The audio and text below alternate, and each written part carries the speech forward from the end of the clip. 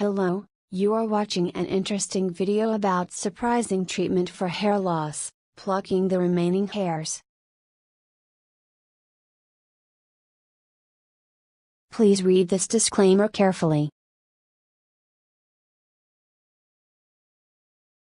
In a new study, researchers may have uncovered a promising, yet surprising, treatment for hair loss, plucking the remaining hairs.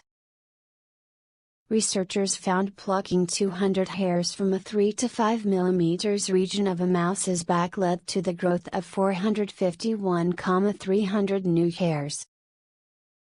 Led by Professor Cheng-Ming Kuang, of the Keck School of Medicine at the University of Southern California, the study reveals how individually plucking 200 hairs from the back of a mouse in a specific pattern led to the regeneration of up to 1,300 hairs. Professor Kuang and his team published their findings in the journal Cell. Male pattern baldness accounts for around 95% of hair loss in men, according to the American Hair Loss Association. By the age of 35, around 2/3 of men in the U.S. will have experienced some level of hair loss. Common causes of hair loss in women, who account for 40% of all hair loss sufferers, include female pattern baldness and traction alopecia, which is hair loss caused by trauma to the hair follicles, skin organs that grow hair.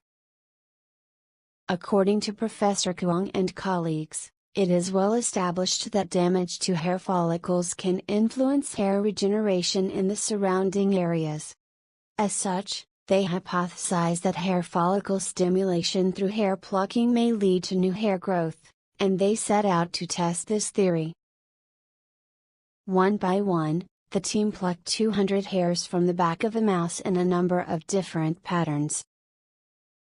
They found that plucking the hairs from an area more than 6 mm in diameter failed to regenerate new hairs. Plucking hairs from a region 3 to 5 mm in diameter, however, led to the regeneration of 451,300 new hairs, and these new hairs even grew outside of the plucked area. Commenting on their findings, Professor Kuang says, "It is a good example of how basic research can lead to work with potential translational value. The work leads to potential new targets for treating alopecia, a form of hair loss. Hair plucking triggers distress signals to encourage new hair growth." Through conducting molecular studies, the researchers found that plucking hairs from the back of the mouse generated new hair growth through a process called quorum sensing. Put simply, the damage to the hair follicles caused by hair plucking triggered the release of inflammatory proteins. These proteins send a distress signal to immune cells, calling them to the injury site. Next, the team explains, the immune cells express signaling molecules, such as tumor necrosis factor alpha, TNF. At certain concentrations, these signaling molecules encourage both damaged and undamaged hair follicles to grow new hair. Professor Kuang says these findings may have wider implications. It is possible that minor damage to other organs could stimulate some form of regeneration. The implication of the work is that parallel processes may also exist in the physiological or pathogenic processes of other organs, he adds, although they are not as easily observed as hair regeneration.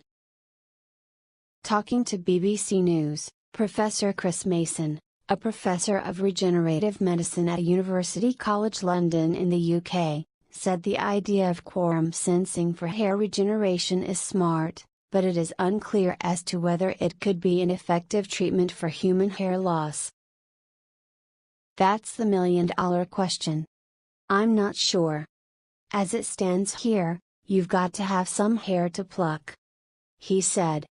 "Could you tap into the pathway with a cream or injection? That could well be possible, or maybe don't wait until you're totally bald." In January, we reported on a study by researchers from the Sanford Burnham Medical Research Institute in La Jolla, California, revealing a potential way to generate new hair using human pluripotent stem cells. Notes and references.